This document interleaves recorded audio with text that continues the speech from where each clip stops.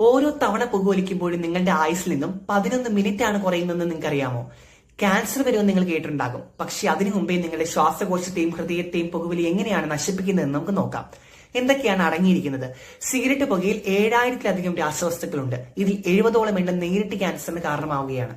Nicotine ഇതിനെ അടിമയാക്കുന്നു. Carbon monoxide രക്തത്തിലെ ഓക്സിജന്റെ അളവ് കുറയ്ക്കുന്നു. ടാറ് ശ്വാസകോശത്തിലെ ചെറിയ രോമങ്ങളെ, അതായത് സീലിയകളെ നശിപ്പിക്കുകയും അഴുക്ക് അടിഞ്ഞുകൂടാൻ കാരണമാവുകയും ചെയ്യുന്നു. എന്തെല്ലാമാണ് ഇതിന്റെ പ്രത്യാഘാതങ്ങൾ? തല മുതൽ പാദം വരെ പുകവലി ബാധിക്കുന്നു. ശ്വസന വ്യവസ്ഥയെ, COPD, ആസ്മ, വിട്ടുമാറാത്ത ചുമ, ഹൃദയാരോഗ്യത്തെ, നമ്മുടെ രക്തക്കുഴലുകൾ ഇടുങ്ങുന്നത് മൂലം ഹൃദയാഘാതത്തിനും സ്ട്രോക്കിനും കാരണമാകുന്നു.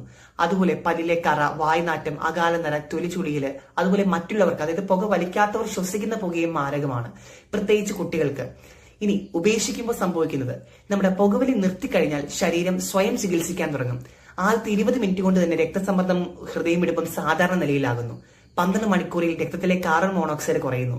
2 മുതൽ 12 ആഴ്ചയിൽ ശ്വാസകോശത്തിന്റെ പ്രവർത്തനവും രക്തയോട്ടവും മെച്ചപ്പെടുന്നു. 1 വർഷം കൊണ്ട് ഹൃദയരോഗങ്ങൾക്കുള്ള സാധ്യത പകുതിയായി കുറയുന്നു.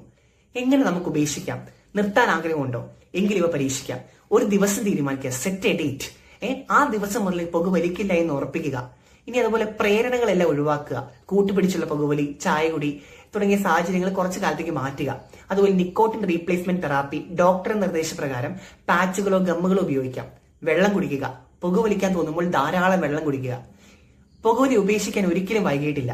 നിങ്ങളുടെയും കുടുംബത്തിന്റെയും ആരോഗ്യത്തിന് വേണ്ടി ഇന്ന് തന്നെ തീരുമാനമെടുക്കൂ. ഈ സന്ദേശം പുകവലിക്കുന്ന സുഹൃത്തുക്കളിലേക്ക് എത്തിക്കൂ. കൂടുതൽ മെഡിക്കൽ ടിപ്പുകൾക്കായി ക്യാപ്സ്യൂൾ ലേണിംഗ് പിന്തുടരുക. Thank you.